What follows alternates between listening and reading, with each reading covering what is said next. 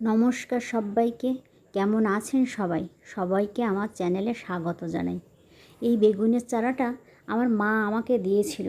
আমি যখন বাড়ি আসছিলাম তখন আমার মা বলল, একটা চারা তুই নিয়ে যা। মায়ের বাড়িতে অনেকগুলো বেগুনের চারা বেরিয়েছিল, কিন্তু বেশিরভাগ চারাই পোকায় খেয়ে যায়। দুটো চারাই বেঁচেছিল, তো একটা চারা আমি বাড়ি নিয়ে এসেছিলাম। আমার হাজব্যান্ড খুব যত্ন সহকারে বেগুনের চারাটা ছাদ বাগানে বসিয়ে দিয়েছিল। তারপর আস্তে আস্তে বেগুন গাছটা বড় হলো, ফুল এলো। তারপরে তিনটেই বেগুন ধরেছে। আমরা যেহেতু তিনজন মানুষ, তাই জন্য তিনটেই বেগুন ধরলো গাছটাতে। তো দুটো বেগুন বড় হয়েছে, আর একটা বেগুন একটু ছোট। গাছে আরও একটা ফুলও আছে। তো আমি দুটো বেগুন কেটে নিয়েছি, একটা বেগুন বড় আর একটা বেগুন মাঝারি সাইজের। তো ভাবলাম বেগুন দুটো দিয়ে কি করব। বেগুন ঝোল খেলে আমাদের খুব অ্যালার্জির প্রবলেম আছে, ওই জন্য ঝোল খেলে খুব অ্যালার্জিটা বেড়ে যায়। ওই জন্য ভাবলাম কি করি। তো ভেবেচিন্তে দেখলাম নিম বেগুনই করি। তো আমি আজ তৈরি করব নিম বেগুন। নিম বেগুন তৈরি করার জন্য আমি বেগুন দুটোকে গোল রিং রিং করে কেটে নিয়েছি।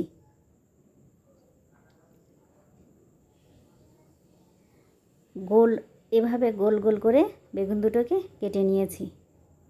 আপনারা যদি আমার ভিডিওটা ফেসবুক থেকে দেখে থাকেন তো ভিডিওটা অবশ্যই ওপেন করে দেখবেন, আর যদি ইউটিউব থেকে দেখে থাকেন তো আমার চ্যানেলটা অবশ্যই সাবস্ক্রাইব করবেন, লাইক কমেন্ট করবেন, আর পাশে যে বেল আইকন থাকে অবশ্যই প্রেস করবেন। এবার আমি 2 চামচ হলুদ, 1 চামচ নুন দিয়ে বেগুনটা খুব ভালো করে এপিট ওপিট করে খুব সুন্দর করে হলুদ মাখিয়ে নিয়েছি। নিয়ে আমি 5 মিনিটের জন্য বেগুনটা রেস্টে রেখে দেব। 5 মিনিট মতো রেখে দিলে বেগুনটা ফ্রাই করার সময় তেলটা খুবই কম লাগে, আর ফ্রাই প্যানে বেগুনটা ফ্রাই করলে তেলটা আরও কম লাগে। এবার বেগুনটাকে এভাবে আমি হলুদ লবণ মাখিয়ে রেখে দেওয়ার পর গ্যাসের ওভেনে আমি একটা ফ্রাই প্যান বসে দিয়েছি, আর এখানে দিয়ে দেব 2 চামচ রিফাইন তেল। তেলটা খুব ভালো করে গরম হয়ে যাওয়ার পর আমি একে একে সমস্ত বেগুনগুলো দিয়ে দেব। একে একে সব বেগুনগুলো দিয়ে দিয়েছি। এবার বেগুনটার এক পিঠ ভাজা হয়ে গেলে আমি পিঠ চেঞ্জ করে দেব। এবার সমস্ত বেগুনগুলোর এভাবে পিঠ ফিরিয়ে দিয়ে দেব।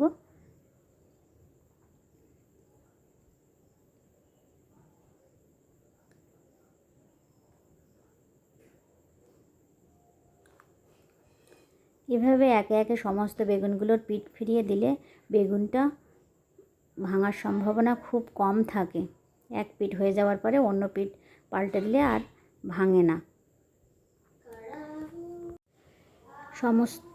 সমস্ত বেগুনগুলোর এভাবে আমি পিঠ চেঞ্জ করে দেব। এক পিঠ আমার হয়ে গেছে। এবার 2 পিঠ হয়ে যাওয়ার পর আমি এখানে দিয়ে দেব নিম পাতার ডাস্ট।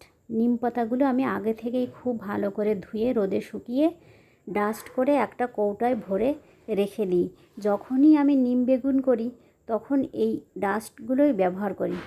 এবার এখানে প্রথমে আমি একটা পিঠে আমি 1/2 চামচ মতো সমস্ত বেগুনের গায়ে একটু একটু করে নিম পাতার ডাস্ট ছড়িয়ে দিয়েছি।